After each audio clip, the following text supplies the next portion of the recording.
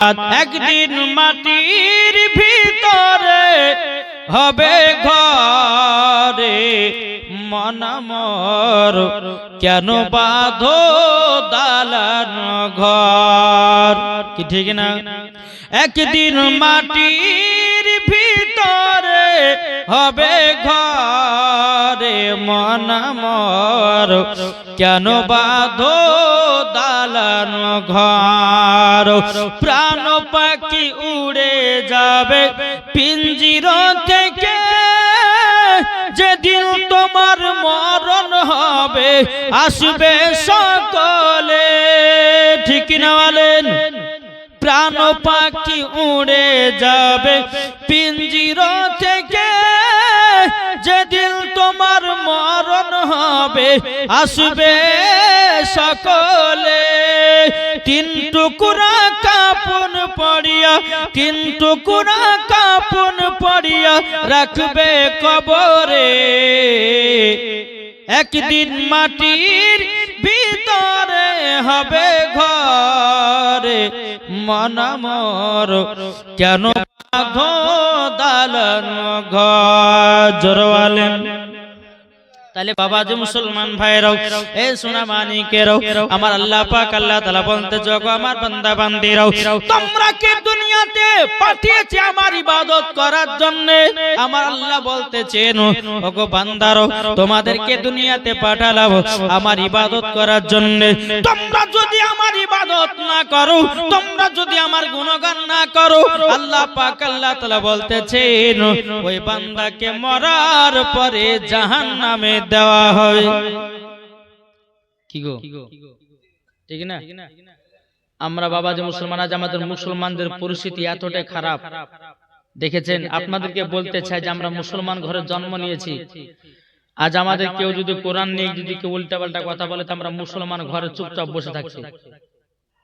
কথা বলছি কি একটু কথা বলেন না জি আমার আল্লাহ বলতেছে তিনটা জিনিসের হেফাজতকারী হচ্ছে কে আমার আল্লাহ আল্লাহ বলতেছেন এই তিনটের প্রতি যে লাগতে যাবে সে দুনিয়া থেকে ধ্বংস হয়ে যাবে বাবাজি আপনারা সকলে সোশ্যাল মিডিয়াতে দেখেছেন বাবাজি এই যে আপনার বিজেপির নেতা হ্যাঁ সকলে চিনেন না এই যে কিছুদিন আগে আমাদের কোরআনটাকে নিয়ে উল্টাপাল্টা কথা বললো আজ আমরা মুসলমান তবুও ঘর আমরা চুপচাপ বসে আছি সব মুসলমান না কিছু কিছু মুসলমান জাগ্রত হয়েছে জি আজ আমাদের মুসলমানদেরকে এখন জাগ্রত হতে হবে আজ আমি মা বোনদের ভাইদের সবাইকে জানাতে চাই যে কোরআন নিয়ে যে উল্টাপাল্টা কথা বলবে তার বিচার আমরা চাই কি চাই না একটা হাত তুলে বলেন আজ এই ওয়াসিম সরকার বিজেপির নেতা এ বলতেছে যে কোরআন নাকি বদর মাঠে পুরা ছাই হয়ে গেছে কি শুনেন নাই কি গো শুনেছেন না জি আচ্ছা বলুন এই যে কথা শুনেছেন আপনারা কেউ থানাতে গেছিলেন তার নাম এফআইআর করেছেন কেউ করেছেন করেন নাই যদি আপনার বাড়িতে একজন ফ্যামিলি কারো খুন খবরে হতো তাহলে দৌড়ে থানা চলে যেতেন না কিন্তু এটাই তো বাবা যে কোরআনের মহব্বত কোরআনের ভালোবাসা জি যার দিলে তো কোরআনের মহব্বত থাকবে বলুন ওই মরার পরে জান্নাতে যাবে না জাহান্নামে যাবে আপনাদেরকে বলতে চাই আজ আমরা মুসলমান যদি ঘরে বসে থাকি বাপ একদিন আপনার বাড়িতে এসে আপনাকে মেরে চলে যাবে আপনি কিছু করতে পারবেন না আজ আপনি দেখেন উড়িষ্যাতে যতগুলি মুসলমান আছে সবার দাড়ি ছিঁড়ছে মুসলমানদেরকে এত জুলুম করতেছে মুসলমানের প্রতি এত আক্রমণ চলতেছে আজ আমরা মুসলমান ঘরে বসে আছি কি ঠিক না আপনাদেরকে বলতেছে ভাই ঘরে ঘুমিয়ে থাকিও না নিজের জীবনটাকে নষ্ট করো না আল্লাহ রাস্তাতে কিছুটা দান করো আল্লাহ বলছে যেই বান্দা আমার রাস্তাতে পা বাড়ালো আমার আল্লাহ বলতেছে ওই বান্দাকে মরার পরে জান্নাত দেব জোরে বলেন জি তা আপনাদেরকে বলতে চাই যেই যে কোরআনটাকে নিয়ে আমাদের সঙ্গে আমাদের কোরআনকে নিয়ে উল্টাপাল্টা কথা বলেছে আর যখন আপনার ভোট নেওয়ার টাইম হবে আর তখনই আপনার এই বিজেপি দালালরা আপনার মুসলমানদের প্রতি বেশি আক্রমণ করতেছে, মুসলমানদের প্রতি জালমান করতেছে। বিরাদর ইসলাম মুআজ্জাজ সামানিক রাম, কিছুদিন আগে আপনার কিনা একজন মহিলা তার সার্টিফিকেট নেওয়ার জন্য আপনার কিনা সেই মহিলার বুরখাকে মুখ থেকে খুলে দেওয়া হলো। কিন্তু বেরাদার, আজ এই সরকারের জন্য কোন মুসলমান কোন নেতা মুখ খুলতে পারতেছে না। কেন? তাদেরকে কিছু টাকার ঘুষ মেরে দিয়েছে। তাই আপনাদেরকে বলতেছে, মুসলমান টাকা দেখতে যেও না, নিজের ঈমানকে বাঁচাও। টাকা দেখতে যেও না, নিজের আকীদাকে বাঁচাও। টাকা দেখতে যেও না, জান্নাত পেতে গেলে পরে আমাদের অন্তরে কোরআনের ভালোবাসা রাখতে হবে, আমাদের অন্তরে নবী মুস্তাফার মহব্বত রাখতে হবে, আমাদের অন্তরে কাবার মহব্বত রাখতে হবে। ঠিক কিনা বলেন? জি। আজ আপনার বেধর্মীরা দেখেন নিজের নিজের ঝান্ডাকে তুলে আপনার মুসলমানদের প্রতি আক্রমণ, আর আমাদের ঘরের যুবক ছেলেরা এরা শুধু ফ্রি ফায়ার পাবজিলে পাগলা। কি ঠিক না? দেখেন গা। তাই বাবা যে মুসলমান, আপনাদের কাছে অনুরোধ, এই যে ওয়াসিম সরকার বলছে যে এই কোরআনটাকে নাকি 27 জন শয়তান মিলে লিখেছে, যেরকম নাউজুবিল্লাহ। জি, এই ওয়াসিম সরকার বলছে নাকি যে মুসলমানদের কোরআনে লেখা আছে যে বেধর্মীদেরকে মানুষকে ধরে ধরে মারো, মানুষকে ধরে ধরে কতল করো, মানুষকে ধরে ধরে জবাই করো, নাকি কোরআনে লেখা আছে। ওই নাকি বাংলাদেশ থেকে 21,000 টাকা দিয়ে একটা কোরআন কিনে নিয়ে এসে বলছে এই কোরআন কোন মুসলমানের কাছে না, যেরকম নাউজুবিল্লাহ। তাহলে বলুন, এর প্রতি বিচার আমরা চাই কি চাই না? কি চাই না? জি। তা আপনাদেরকে বলতে চাই যে কোরআন নিয়ে কেউ যদি একটা উল্টা পাল্টা কথা বলে, প্রত্যেকটা মুসলমানকে বলছি, ভাই জাগ্রত হও আর ঘুমায়ো না। জি, জাগ্রত হও আর ঘুমায়ো না। বিরাদর ইসলাম মুআজ্জাজ সামানিক রাম, আজ আমরা মুসলমান, আজকে আপনার কিনা কোরআন প্রতি নিয়ে কথা বললে পরে আজ আমরা মুসলমান কেউ আপনার রাস্তায় দাঁড়াতে পারলাম না। কোরআন নিয়ে যে একটা আন্দোলন আমরা করব, যে কোরআনটাকে নিয়ে কেন আমাদের উল্টাপাল্টা কথা বলবে। তাই বাপজি মুসলমান, আপনাদেরকে বলতে চাই যে দিলের ভিতরে নবী মুস্তাফার মহব্বত রাখো, কোরআনের ভালোবাসা রাখো, ইনশাআল্লাহ দেখবেন আল্লাহ পাক আল্লাহ তাআলা আপনাদের প্রতি মহব্বত ভালোবাসা ভরিয়ে দিবে। জোরে বলেন সুবহানাল্লাহ। একবার দুরূদ শরীফ পাঠ করুন, আল্লাহুম্মা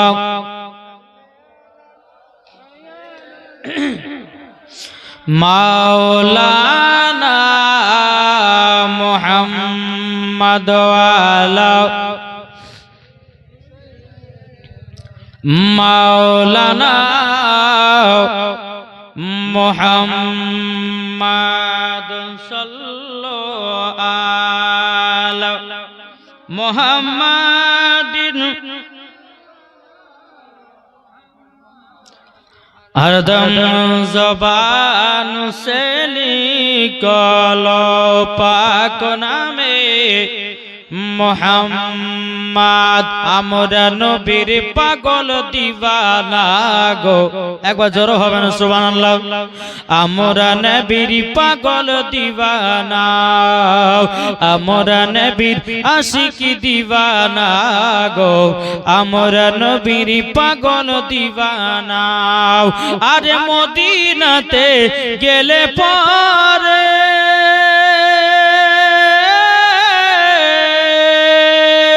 সকল আশা পূর্ণ হবে। আরে মদিনাতে গেলে পরে সকল আশা পূর্ণ হবে।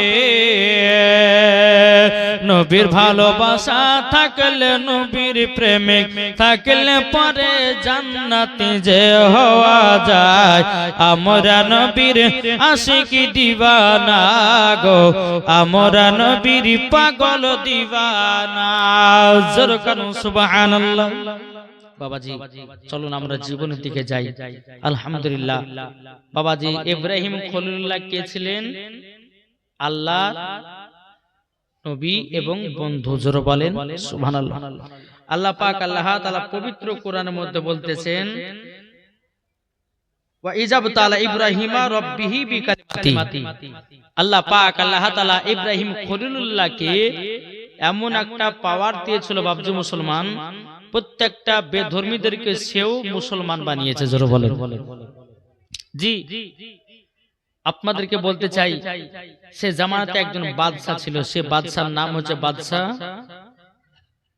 মনে আছে কাউরে? বাদশা নমরুদ। যেরকম আমাদের এখন বাবাজি কে আছে এখন এখন এটা কথা বলেন না, ভয় করছেন নাকি? হ্যাঁ, নরেন্দ্র মোদী। এ বলতেছে বুঝে 2026 27 সাল আসলে নাকি সব 500 টাকা নোটকে বন্ধ করবে।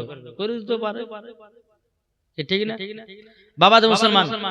তো এখনকার জামানাতে হচ্ছে মোদী সরকার আমাদের মুসলমানদের দুশ্মন, আর সে ইব্রাহিম খলিলুল্লাহর জামানাতে ছিল বাদশা নমরুদ। বুঝতে পারছেন? একটু কথাগুলো বুঝবেন। প্রথম সুর দিয়ে বললে পরে হবে না, কিছু কথাগুলো বুঝবেন, বোঝার পরে জীবনটা আমি আগে নিয়ে যাবো, ঠিক কিনা বলেন? জীবনী মানে হলে কিছু কথা জীবনীগুলোকে বোঝা, শুধু সুরের দিকে তাকালে হয় না, নাকি বলছেন? জি। তো এই বাদশা নমরুদ সে নিজেকে আল্লাহ বলে দাবি করত। আরেকজন ছিল বাবাজি বাদশা, তার নাম হচ্ছে বাদশা ফেরাউন। এটা মুসা নবীর জামানা ছিল। জি, একটু বুঝবেন তো, বুঝতে পারছেন তো? জি। তো ইব্রাহিম খলিলুল্লাহর জামানাতে বাদশা ছিল কে? বাদশা নমরুদ। এই বাদশা নমরুদ গ্রামের মানুষকে বলতে লাগলো কি জানেন? যে তোমরা সকলে আমাকে আল্লাহ বলে মানো, আর তোমাদের কাছে একটা করে মূর্তি দেব, এই মূর্তিগুলোকে তোমরা সকলে খোদা বলে মানবা। জোরে কর নাউজুবিল্লাহ। তখন কিন্তু ইব্রাহিম খলিলুল্লাহ দুনিয়াতে আসেন নাই, দুনিয়াতে আসেনি। এদিকে বেরাদর ইসলাম, ইব্রাহিম খলিলুল্লাহর আব্বার নাম ছিল আজর। কি বললাম? আজর। আর ইব্রাহিম খলিলুল্লাহর মায়ের নাম কোন কিতাবে বলছে নুনা, আর কোন কিতাবে বলতেছে যে আমিনা। ইব্রাহিম খলিলুল্লাহর মার নাম কোন কিতাবে বলছে নুনা, বা কোন কিতাবের মধ্যে বলছে আমিনা। তো যাই হোক, এই ছিল ইব্রাহিম খলিলুল্লাহর আব্বা এবং মায়ের নাম। ইব্রাহিম খলিলুল্লাহ কিন্তু হাতে মূর্তি বানাতো। কি করতো? মূর্তি বানিয়ে বিক্রি করতো। এরকম ভাবে দিন যায় রাত আসে। এই বাদশা কিন্তু বাবাজি প্রত্যেকটা মানুষের প্রতি জুলুম করতে লাগলো। কি রকম? বলো, শোনো, তোমরা যদি আমাকে আমার মূর্তিগুলোকে যদি খোদা বলে না মানো, তাইলে তোমাদেরকে এই গ্রাম থেকে বেরিয়ে করে এমন তোমাদেরকে শাস্তি দেওয়া হবে, তোমরা 3 মাস ধরে খাওয়া দাওয়া কেউ কিছু করতে পাবে না। তোমাদের জন্য পানি বন্ধ, তোমাদের জন্য খাবার বন্ধ। কিন্তু সে জামাতে বাদশা নমরুদ বাবা এমন একটা বড় লোক ছিল না বাবা, এমন তার রাজা ছিল যে ওটা যেটাই বলতো বাবাজি সেটাই মানুষ একই বাক্যে মেনে নিত। বাদশা নমরুদ যেটা বলতো সব মানুষজন মেনে নিত। এইরকম ভাবে দিন যায় রাত আসে বাবাজি, কেউ কিছু বলার নাই। একদিন বাদশা নমরুদ কি করলো? বিছানে ঘুমিয়ে আছে, স্বপ্ন দেখলো আসমানের একটা নক্ষত্র তারাও বাবাজি এই বাদশা নমরুদের বাড়িতে যেন পড়লো। বাদশা নমরুদের কিন্তু ঘুম ভেঙে গেল। সকালবেলা সব বাবাজি পণ্ডিতদেরকে ডাকলো, যারা আপনার স্বপ্নের মানে বলে তাদেরকে ডাকালে আসলে এদিকে তোমরা শুনো। বলে কি হয়েছে? বলে আমি একটা স্বপ্ন দেখেছি, স্বপ্নের মানেটা যে প্রহিত বলতে পারবে তার জন্য বিশাল বড় একটা ইনাম পুরস্কার দেওয়া হবে। বেরাদর ইসলাম মজা সামানিকরা, এইরকম ভাবে আপনার ব্রাহ্মণ ঠাকুরদেরকে আপনার বলা হলো আমি একটা স্বপ্ন দেখেছি। একজন পণ্ডিত বলল, বলো ভাই তুমি কি স্বপ্ন দেখেছো? বাদশা বলো না। বলে আসমানের একটা তারো আমার বাড়িতে পড়লো, বাড়িতে পড়ার পরে জানো সেই ঘরটাকে আপনার আলোময় করে দিল, আর আমার সমস্ত জিনিস যেন ধ্বংস হয়ে গেল। এখন বাবাজি এক নয় দু নয় 150টা পণ্ডিত যে বসে আছে আপনার, যারা আপনার তার মেনদানি করে, যারা স্বপ্নের মানে বলি, তারা সবাই বাবাজি বাদশাহ নমরুদের কাছে বসে আছে। বাদশাহ নমরুদের কাছে যখন বসে থাকাও বেরাদর ইসলাম মাদান সামানিকরা এ সোনা মানিকেরাও বাবাজি এরকম ভাবে একটার পর একটা পণ্ডিত বলছে আল্লাহ গো যদি আমরা সত্যি কথা যদি বাদশাহ নমরুদকে বলি হয়তো আমাদের গলা কেটে দিতে পারে। বাবা কেউ বলতে চাই না, কিন্তু একজন ব্রাহ্মণ ঠাকুর বাবাজি শেষে বলছে বাদশাহ নমরুদ আমি তোমাকে সত্য ঘটনা বলবো, স্বপ্নের মানেটা বলবো। বলে কি হয়েছে বলো, স্বপ্নের মানেটা বলো। তখন বলতে লাগলো বলে শোনো এই দুনিয়ার জমিনে এমন একজন ব্যক্তি আসতেছে তোমার সমস্ত জিনিস ধ্বংস করে দেবে। জোর বলে দুনিয়াতে আসবে তোমার সমস্ত ধন দৌলতকে জানো সব ভেঙে চুরে চুরমার করে দিবে এবং তোমার টাকা পয়সা ধন দৌলত সব ধ্বংস হয়ে যাবে। বলে তার নাম কি? বলে তার নাম হলো ইব্রাহিম খলিলুল্লাহ। জোরে বলুন না সুবহানাল্লাহ। এই বাদশা নমরুদ চিন্তিত হয়ে গেল যে আল্লাহ চিন্তিত যে আমাকে যারা আল্লাহ বলে মানে, যারা আমাকে খোদা বলে মানে, আজ যদি এইরকম কেস ঘটে তো আমাকে কেউ তো খোদা বলে মানবে না। এর কোনো একটা কারাকৃত করতে হবে, যে কোনো একটা নিয়ম কানুন করতে হবে। বাবাতে মুসলমান ভাইরাও এই বাদশা নমরুদ বললে প্রহিত তোমরা শুনে রেখে দাও, তাইলে বলো না ছেলেটা কদিন পর দুনিয়াতে আগমন করবে। সে ব্রাহ্মণ ঠাকুরটা বলতেছে বলে শুনুন গো ওই ছেলেটা 3 দিনের ভিতরে এই দুনিয়ার জমিনে যেন আগমন করবে। বাবাজি মুসলমান ভাইরাও এ সোনা মানিকেরাও বেরাদার বাদশা বলতে লাগলো বলো গো ব্রাহ্মণ ঠাকুরেরা তোমরা শুনে রেখে দাও আমি এই ছেলেটাকে দুনিয়ার জমিনে আসতে দেব না। যদি আসে আমার সমস্ত মাল দৌলত গুলোকে ধ্বংস করে দেবে, সমস্ত মাল পানিকে সব আমার বিচূর্ণ করে দিবে। বেরাদর ইসলাম মুআজ্জাজ সামানিকরা এরকম ভাবে আপনার দিন যা রাত আছে। এদিকে বাদশা নমরুদ তার সেনাবাহিনীদেরকে মারলো। এ সেনাবাহিনী তোমরা শোনো, ও সেনাবাহিনী তোমরা শুনে রেখে দাও। বলে কি? বলে এলাকার ভিতরে যতগুলি আপনার কিনা বিবাহিত মহিলা আছে এবং পুরুষ আছে তাদের সবাইকে আমার কাছে ধরে নিয়ে এসো। তো কি করবেন? বলে ধরে নিয়ে এসো। তো সবাইকে বেটা ছেলে বিড়ি ছেলেকে সবকে ধরে লেসলো। যাদের যাদের বিয়ে শাদী হয়েছে স্বামীদেরকে আলাদা করে দিল আর বউদেরকে আলাদা করে দিল। কেন জানেন? বাদশা নমরুদ বলছে যে স্বামী স্ত্রীকে এক জায়গায় রাখতে দিব না, মিলন হবে না, আর ওই ছেলেটা দুনিয়াতে আসতেও পারবে না। আচ্ছা বলুন আল্লাহ যাকে পাঠাবে আচ্ছা কেউ রক্ষা করতে পারবে? জি আল্লাহ যাকে দুনিয়াতে বাঁচিয়ে রাখবে কাউরের বাপের ক্ষমতা নাই যে তাকে মারবে। আলাদা আলাদা করলো, একদিকে মহিলাদেরকে জেলে ভরে দিল, একদিকে বেড়া জেলে ভরে দিল। ওই আপনার ছেলেদের ভিতরে বাবা আজর ইব্রাহিম খলিলুল্লাহর আব্বা আছে জেলের ভিতরে, আর আপনার ওই জেলের ভিতরে আছে তিনার মা নুনা। আজর বলেন সুবহানাল্লাহ। একদিন রাত যখন বাবা পার হয়ে গেল, এদিকে বেরাদার আজর আপনার বিবির প্রতি ক্ষোভটা আপনার মিটে গেল। বাবাজি মুসলমান ভাইরা সোনা মানিকেরাও বেরাদার ইসলাম মুআজ্জাজ সামানিকেরাও বেরাদার আমার আল্লাহ পাক আল্লাহ তাআলা বলছো গো আমার ফেরেশতারা যাও যাও আমার বন্ধু খলিলুল্লাহকে দুনিয়াতে পাঠাতে চাই। বেরাদার ইসলাম মুআজ্জাজ সামানিকেরাও এই সোনা মানিকেরাও এদিকে রাত্রে বেলায় কি করে যে আল্লাহর কুদরতে জেল থেকে আজর বেরিয়ে গেল এবং কিনা তিনার বিবি নুনাও তিনি আপনার কিনা জেল থেকে বেরিয়ে আসে বাবাজি তাদের ভিতরে একটা মিলন ঘটলো বাবা। মিলন ঘটার পরে বেরাদর ইসলাম মুআজ্জাজ সামানিকেরাম বাবা 3 দিন যখন পার হয়ে গেল, 3 দিন পার হয়ে যাওয়ার পরে এদিকে আপনার বাদশা সমস্ত আপনার ব্রাহ্মণ ঠাকুরদেরকে ডেকে নিয়ে এসেছে। ডেকে নিয়ে আসার পরে বলতেছে ওগো ব্রাহ্মণ ঠাকুর তোমরা বলো বলো বলো ওই ছেলেটা দুনিয়াতে এসেছে না কি হয়েছে? সত্যি করে বলো ছেলেটা দুনিয়াতে এসেছে না কি হয়েছে?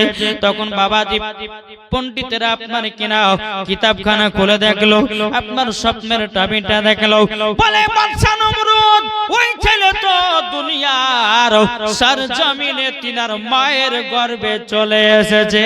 জোরে বলেন না সুবহানাল্লাহ।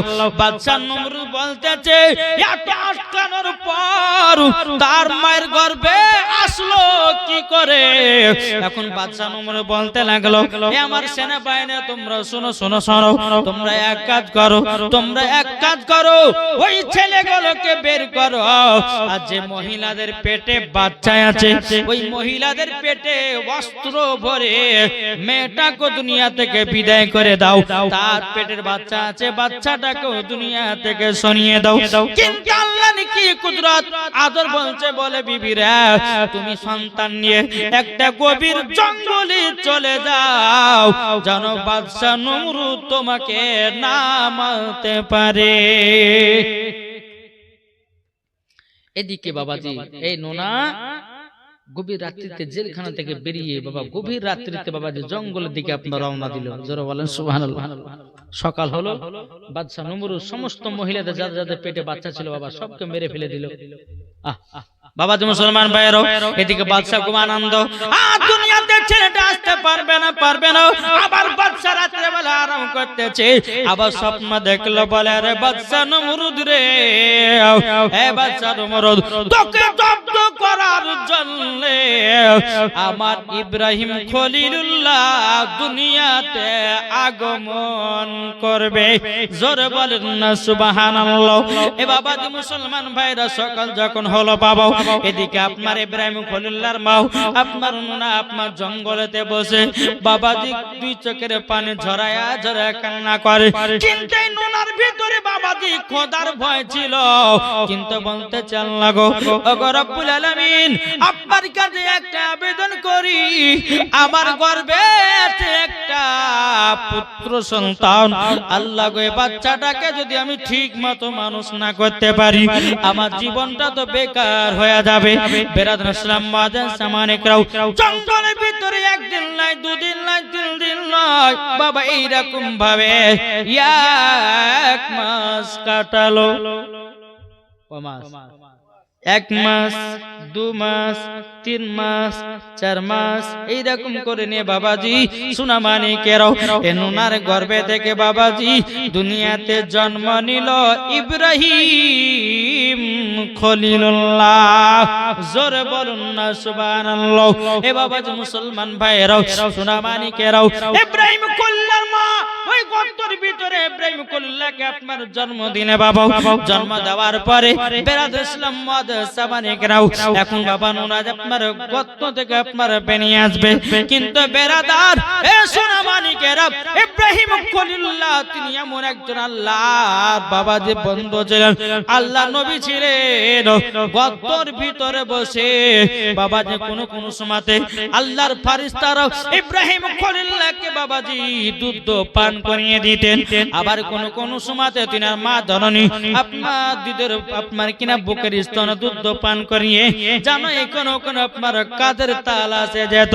কিন্তু বেরাদ ইসলাম মাদা সামানিকরাও আর ইব্রাহিম খলিলুল্লাহর আব্বা তিনি কি করতেন বাবাজি তিনি আপনার মূর্তি বিক্রি করে বেড়াতো। কি করতো? মূর্তি বিক্রি। বেরাদ ইসলাম মাদা সামানিকরাম এইরকম ভাবে দিন রাত যায়, আস্তে আস্তে আস্তে আস্তে বাবাজি এইরকম ভাবে ইব্রাহিম খলিলুল্লাহ গর্তের ভিতরে এক নয় দু নয় কমসে কম বাবাজি 8 মাস লালিত পালিত হলো গর্তের ভিতরে। জোরে বলেন সুবহানাল্লাহ। কয় মাস বললাম? 8 মাস। কিন্তু মা জানেন যখন তিনার মা গর্ত থেকে বেরিয়ে কোনো কাজের দিকে যেতেন ইব্রাহিম খলিলুল্লাহ গর্তের ভিতরে একা থাকতেন, তো ইব্রাহিম খলিলুল্লাহ শাহাদাত আঙ্গুলে একটা আল্লাহ পাক আল্লাহ তাআলা কুদরতি মধু দিয়েছিলেন। কি দিয়েছিলেন? সব সময়তে আঙ্গুলটা চুষত। ইব্রাহিম খলিলুল্লাহ সব সময় আঙ্গুলটা মুখে ভরে চুষত। এখন দেখবেন যে সমস্ত মায়েদের বাচ্চাগুলো হয় ওই বাচ্চারা কিছু কিছু বাচ্চা দেখেন আঙ্গুল চুষে দেখেন না, জি। তো এই বাচ্চারা আঙ্গুল চুষে ইব্রাহিম খলিলুল্লাহর দিকে নিসবাত, যারা বলেন সুবহানাল্লাহ। জি। তো এই বাচ্চারা যে আঙ্গুল চুষে ইব্রাহিম খলিলুল্লাহর, এই বাচ্চারা সুন্নাত আদায় করে, যারা বলেন সেটা আল্লাহর তরফ থেকে হয়। অনেকে মা বোন বলে যে এই বাচ্চাকে হাত চুষাতে হয় না, কিন্তু না মা, বাচ্চারা যখন হাত চুষবে মানা করবে না, টানবেন না। কেন বলছি টানবেন না? এটা ইব্রাহিম খলিলুল্লাহর একটা নিসবাত বা সুন্নাত, যারা বলেন সুবহানাল্লাহ।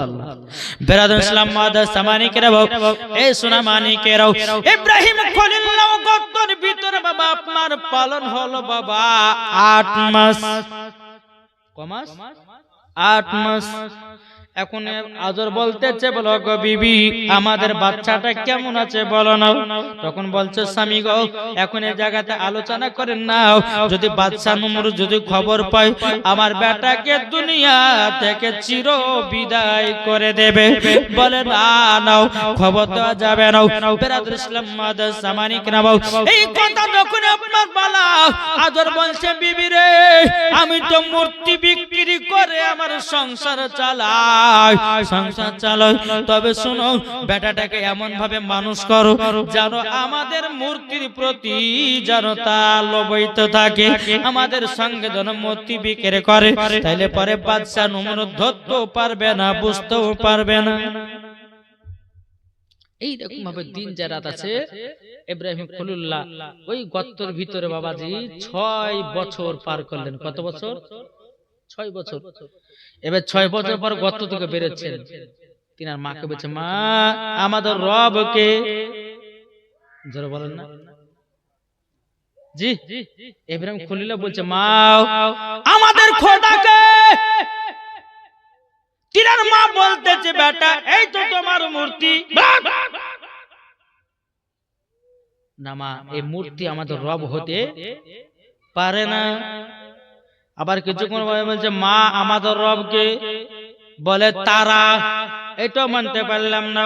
ও মা আমাদের রবকে, তখন বলতেছে বেটা ওই যে আসমানে চাঁদ দেখতেছো ওইটাই তোমার রব। ও মা তাহলে আমাদের যদি চাঁদ যদি রব হয় তাহলে চাঁদ কে ডোবাচ্ছে? এটা তো একটা কথা।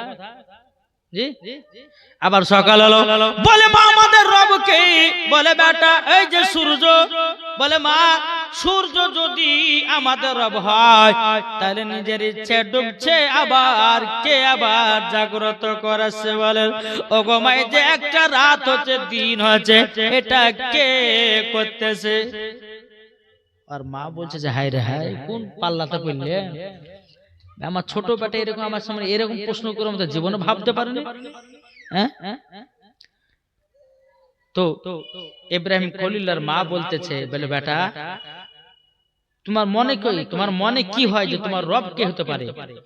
ইব্রাহিম খলিলুল্লাহ বলছে মা ও মা জানো শুনে নাও মা, এই যে তুমি বলতে চাঁদ আমাদের রব, তারা আমাদের রব, সূর্য আমাদের রব, ও মা জননী ওইটা সব রবের সৃষ্টি। জোরে বলেন ও মা জননী, তবে আমি তো আল্লাহকে দেখি নাই, আমি তো আল্লাহকে কোনোদিন দেখি নাই, তবে মা গো এই দুনিয়াতে একজন আল্লাহ বলে জিনিস আছে। ও গো মা জননী গো মা, আমাদের মূর্তি কখনো রব হতে পারে না, মূর্তি আমাদের খোদা হতে পারে না। যিনি আমাকে তোমাকে তৈয়ার করেছে তিনি হলেন আমাদের রব। জোরে বলেন না সুবহানাল্লাহ। বাবা মুসলমান ভাইরাও এই সোনা মানিকেরাও, আদরের কানে যখন বাবা যে কথা বললো, বলে ওগো আমার স্বামী গো এই দেখেন আমার বেটা এরকম এরকম কথা বলতেছে, আমি তাকে বললাম বেটা তোমাকে মূর্তি বিক্রি করতে যেতে হবে, কিন্তু আমার বেটা আগে জিজ্ঞাসা করলো মা আমাদের রবকে? আমি তখন বললাম আমাদের মূর্তি। বলে না না না এটা আমাদের রব হতে পারে না। বাবা মুসলমান ভাইয়েরা সোনা মানিকেরাও, আদর বলছে, বলে বিবি গো এইরকম খবর জানে বাদশা নমরুদের কানে না পৌঁছায়, যদি পৌঁছে যাও আমাদের বেটাকে দুনিয়াতে রাখবে না। বাবা মুসলমান ভাইয়েরাও এ সোনা মানিকেরাও, একদিন বাবাজি তিনার আব্বার সাথে বেরাদার ইব্রাহিম খলিলুল্লাহ আপনার মূর্তি বিক্রি করতে গেছে। তিনার আব্বার সাথে বাজারে মূর্তি বিক্রি করতে গেছে। তো আদর বলছে, আব্বা বলছে যে বেটা তুমি মূর্তি গেলে বিক্রি করো, আমি একটু যাবার আসবো। বসেছে, বসার পর বলতেছে কে লিবা মূর্তি লাও। ইব্রাহিম খলিলুল্লাহ বলছে কিভাবে বিক্রি করছে শুধু দেখেন, কে লিবা মূর্তি নাও, জলদি করে নাও, এই মূর্তি তোমাদের নেওয়াই হবে, কোনো কাজের হবে না। এইরকম মূর্তি বিক্রি করছে। জি একবার দুইবার বলতে বলতে আব্বা যায় বেটা এরকম ভাবে মূর্তি বললে কি হলিবে? বলে আব্বা আমি তো সত্য কথা বলেছি, মূর্তি তো নিজের মানুষের হাতের বানানো, আবার ক্ষমতা কত, এখন তো বেকার লেওয়াই হবে, ঘরের ভিতর রাখাই হবে। বলে বেটা চুপ চুপ চুপ, এই কথা যদি বাদশা নমরুদের কাছে পৌঁছায় তাহলে কিন্তু তোমার কিন্তু খবর আছে। বেটা চুপে যাও। আব্বা তুমি ভাবছো যে বাদশা নমরুদকে তুমি দেখে ভয় করে আছো, আমি ভয় করতে থাকি না। যখন একটা দুটো কথা বলতে বাবা যে গোটা এক কথা ছড়িয়ে গেল, যারা আশেপাশে যারা মূর্তি বিক্রি করছিল তারা গিয়ে এই খবরটা বাজে বাদশা নমরুদের কাছে পৌঁছে দিল। এদের এরকম ব্যাপার, একটা বাচ্চা ছেলে বলে বিক্রি করছে মূর্তি, বলে কে নিমা মূর্তি নাও, এই মূর্তি কিনাই হবে কিন্তু কোনো কাজের হবে না। যে মূর্তি খেতে দিতে পারে না, যে মূর্তি কথা বলতে পারে না, যে মূর্তি হাত ভেঙে গেলে পরে জল লাগাতে পারে না, সে আমাদের রব হয় আবার কি করে? কি করে ঠিক না? এখন বাদশা নমরুদ বলছে যে কি কথাটা বলেছে বাচ্চাটাকে ধরে নিয়েছে, যাও। আদর কানে পৌঁছালো যে তোমারই বেটা? বলে হ্যাঁ। বলে বাদশা নমরুদ দেখেছে ইব্রাহিম খলিলুল্লাহর বয়স তখন বাবা যে 8 বছর। কত? 8। টুকটু টুকটু করে বাদশার কাছে গেল, বাদশাকে বলতে চাই বলে এ বাচ্চা ছেলে তুমি নাকি বলেছে মূর্তি বিক্রি করো নাও, কিন্তু মূর্তি কোনো কাজের হবে না, এই মূর্তিকে রব বলে মানা যাবে না, যে খেতে দিতে পারে না, যে পড়তে দিতে পারে না, যে কথা বলতে পারে না, সে আমাদের রব হয় কি করে? তুমি নাকি কথা বলেছো? ইব্রাহিম খলিলুল্লাহ বলতেছে বলে হাও আমি তো বলেছি। কেন বলেছি? হ্যাঁ বাদশা নমরুদ বলো তুমি তো নিজেকে খোদা বলে দাবি করো, তুমি তো সমস্ত মানুষদেরকে আপনার কিনা মূর্তি পূজা করাতে যাও, তবে শুনে রেখে দাও মূর্তি তো বানানো মানুষের হাতে বানাও, আর তুমি কেন মানুষদেরকে তার ইবাদত করতে বলতেছো? ব্রাদার ইসলাম মাদার সামানিক নাও। বাদশা নমরুদ বলছে ও সেনা বাহিনী শুনো, এই সামান্য 8 বছর ছেলে আমার মুখের উপরে কথা বলতেছে, আজ পর্যন্ত মিশরের শহরে কেউ আমাকে এইরকম ভাবে বড় কথা বলতে পারে না, এরকম ভাবে কেউ ধমকে ধমকে কথা বলতে পারে না। কিন্তু বাবা যে মুসলমান ভাইরা শোনা মানে কেন, এখন বাদশা নমরুদ বলতেছে হে ইব্রাহিম তুমি ভিতরে এসো। কিন্তু বাবাজি বাদশা নমরুদের কাছে যে ব্যক্তি যাক না কেন মাথা নিচু করে ঢোকে। ইব্রাহিম খলিলুল্লাহ বলতে মাথা নিচু করেনি, ডাইরেক্ট হয়ে গেছে। বাদশা নমরুদ যাই তুমি জানো আমার গেটে মেন গেটে তুমি ঢুকলে কিছু বললাম না, তুমি আমার ঘরে প্রবেশ করছো, আমার ঘরে যেই আমার সেনাবাহিনী ঢুকুন না কেন আমার কাছে মাথা নত করে তারপরে ভিতরে যে তুমি কেন করলে না, তুমি কেন মাথা নত করলে না, কেন আমাকে সেজদা করলে না? ইব্রাহিম খলিলুল্লাহ বলতেছে হ্যাঁ তোমাকে সেজদা করবে কিসের জন্য? তুমি কে? জোরে বলেন না সুবহানাল্লাহ। তুমি কে যে তোমাকে আমি সেজদা করব? বাদশা নমরুদ বলছে বাপরে এইটুকু ছেলের এইটুকু আমার, যেরকম বা মুসা কালিমুল্লাহ আপনার তো ঘটনা জীবনে শুনেছেন শুনেন না? জি মুসা কালিমুল্লাহ বাবা যে মুসলমান বাদশা নমরুদ ফেরাউনের কাছে গেছে, যাওয়ার পরে বাবাজি হ্যাঁ ফেরাউন আপনার নিয়ে আদর করতেছে, আদর করতে করতে করতে যেমন গালে একটা চুমা দিয়ে একটা থাপ্পড় মেরেছে, 7 দিন জ্বরে ফেলে রেখেছে। এই হচ্ছে নবী পাওয়ার। আর সমস্ত নবীদের মধ্যে রাগ ছিল মুসা নবীর রাগ। জি এত দিনের রাগ ছিলেন, জালালি রাগ, একটা থাপ্পড় মেরেছে তো বাদশা ফেরাউনকে 7 দিন জ্বরে ফেলে রেখেছে। 7 দিন পরে বলতেছে আমি কোথায় আছি এখন? একটা চড় খেয়েছে। তাহলে বলুন এই নবীদের হাতে পাওয়ার আছে কে দিয়েছে? আল্লাহ, আল্লাহ দিয়েছে। জোরে বলো সুবহানাল্লাহ। এখন বেরাদার ইসলাম একবার দুরূদ শরীফ পাঠ করেন, আল্লাহুম্মা সাল্লি আলা মাওলানা মুহাম্মদ ওয়ালা আলে মাওলানা মুহাম্মদ সাল্লাল্লাহু তাআলা আলাইহি সাল্লাম। বাবা যে মুসলমান ভাইরাও, হে সোনা মানিকেরাও, চল বাবা যে এগিয়ে যায় রে বাবা। এখন বাদশা ফেরাউন নমরুদ বলতেছে, এ বাচ্চা ছেলে বলো, তুমি আমার কাছে মাথা নত করলে না কেন? তখন আপনার ইব্রাহিম খলিল্লাহ বলতেছে, এ বাদশা নমরুদ, তোমাকে মাথা নত করবে কেন? বাদশা নমরুদ বলে যে আমি এখানকার সবারই নেতা, আমি হলাম রব, আমাকে খোদা বলে সবাই মানে। বলে আমি তোমাকে খোদা বলে মানি না, আমি তোমাকে আল্লাহ বলে মানি না, আমার রব হবে যিনি আমাকে বানিয়েছে, তিনি হবে আমার রব। জোরে বলেন না সুবহানাল্লাহ। বাবা যে মুসলমান ভাইরা, হে সোনা মানিকেরাও, যখন বাবা যে কথা বলার পরে বাদশা নমরুদ বলতেছে, এ বাচ্চা তোমার বাবার নাম কি বলো? তখন বলল, আমার আব্বার নাম হলো আজর। বাদশা নমরুদ মনে মনে হয় যে এই ছেলেটার কথা বলেছে নাকি স্বপ্নতে, যে আমার সমস্ত রাজপ্রাসাদকে ধ্বংস করবে, এই নাকি? এই একে ধরে রাখে ওকে 7 দিন পর্যন্ত ওকে জেলের ভিতর ভরে রাখো, দেখি ওকে কে খাওয়ায়। আমি যদি ওকে না খাওয়াই তো ওকে, ওর যদি আল্লাহ থাকে তো আল্লাহ খাইয়ে দিবে কি? ঠিক আছে, ইব্রাহিম খলিল্লাহ কি কোন জেলের ভিতরে ভাঙলো। একদিন চলে গেল, 2 দিন চলে গেল। বাবা যে গভীর রাত্রিতে বাবা যে আল্লাহ আল্লাহর জিকির করতেছে। বাবা যে আল্লাহ পাক আল্লাহ তাআলা বলতেছে, বলো গো আমার ফেরেশতারা, জলদি করে যাও ইব্রাহিম খলিল্লাহকে যে গর্তের ভিতরে আমি 1 নয় 2 নয় 6 বছর ধরে লালন পালন করেছি, ও ফেরেশতা যাও এইরকম ভাবে জেলের ভিতরে যাও, যাওয়ার পরে তিনার কুদরতি খাবার গুলো দিয়েছ, আমার বন্ধু খলিলুল্লাহর যেন কোনো কষ্ট না হয়। জোরে বল। এই বাবা যে মুসলমান ভাইরাও, ওগো আমার সোনা মানিকেরাও, ইব্রাহিম খলিলুল্লাহ বাবা যে গভীর রাত্রিতে এত জান্নাতি খাবার পায়, সকাল বেলায় বাবাজি ইব্রাহিম খলিলুল্লাহ সমস্ত খাবারগুলো ফেলিয়ে বাবাজি রাখতেছে জেলের ভিতরে। বাদশা নমরুদ বাপমা দেখতে যে কি ব্যাপার, একে খাবার কে দিছে? এই সেনাবাহিনী, তোমরা কি খাবার দিছো ও বাচ্চাটাকে? না, আমরা কোথায় খাবার পাবো এত সুন্দর সুন্দর খাবার?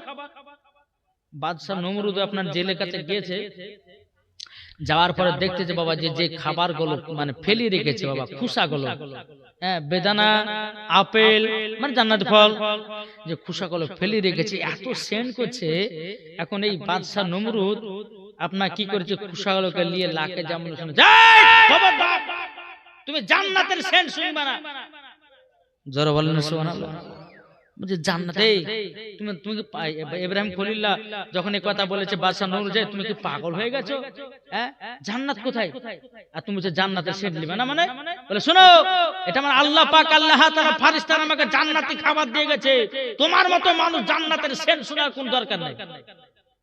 যে নিজেকে আল্লাহ বলে দাবি করে, তুমি নিজেকে আল্লাহ বলে দাবি করছো, মানুষজনকে মূর্তি পূজা করাচ্ছো, তোমার মতো মানুষ জান্নাত তো দূরের কথা, জান্নাতের গেট পর্যন্ত তোমার নসিবে জুটবে না। 7 দিন পার হলো, খাবার দিল না, পানি দিল না, কিচ্ছু দিল না, তবু ইব্রাহিম খলিল্লাহ ওই জেলের ভিতরে 7 দিন পার হয়ে করে একবারে নুরানি চেহারা নিয়ে বাড়ি আসতেছে। বলো সুবহানাল্লাহ। এখন বাদশা নমরুদ বলতেছে, এই ব্যাপার কি? এই ছেলেটা 7 দিন থাকলে পর তো শরীর টুড্ডামে হয়ে যাবে, চোখ মুখ ঢুকে যাবে, কিন্তু তাজা হয়ে বেড়াচ্ছে কেন? তখন সমস্ত সেনাবাহিনী বলছে, বলো গো বাদশা নমরুদ, তিনি হচ্ছে আলাদা, তিনার পার হচ্ছে আলাদা। বেরাদ মুসলমান সামানিকরাও, এ সোনা মানিকেরাও, ইব্রাহিম খলিল্লাহকে বাবাজি ওখান থেকে আপনার ছেড়ে দেওয়া হলো। আর বাদশা নমরুদ বলতেছে, গো তোমরা শুনে রেখে দাও, এই ছেলেটাকে তোমরা সব সময় নজর রাখবা, একে কোনো সময় ফাঁকে দেওয়া যাবে না। বাবা যে মুসলমান ভাইরাও, এই সোনা মানিকেরাও, এখন বেরাদার ইব্রাহিম খলিল্লাহ বাড়িতে এসেছেন। আসার পরে তিনি আব্বাকে বলছে, আব্বা আপনি মূর্তি বিক্রি করছেন কেন?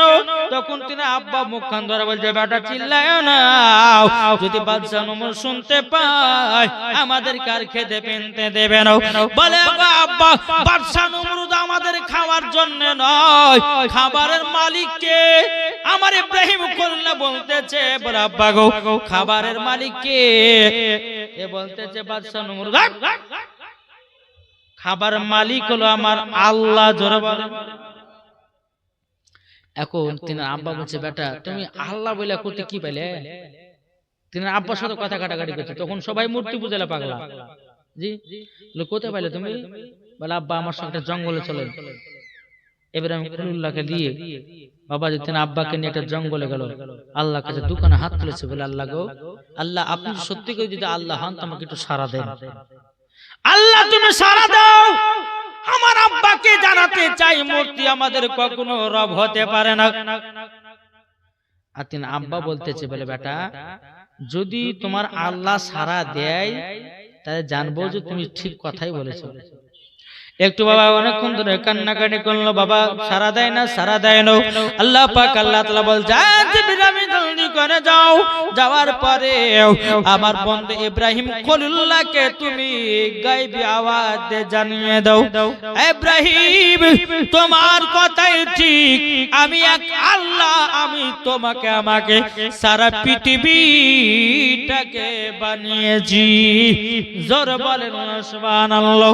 এ বাবা মুসলমান ভাইরাও গো আমার সোনা মানিকেরাও, ইব্রাহিম খলিলুল্লাহ বলতেছে বলো গো আল্লাহ ইনি কে?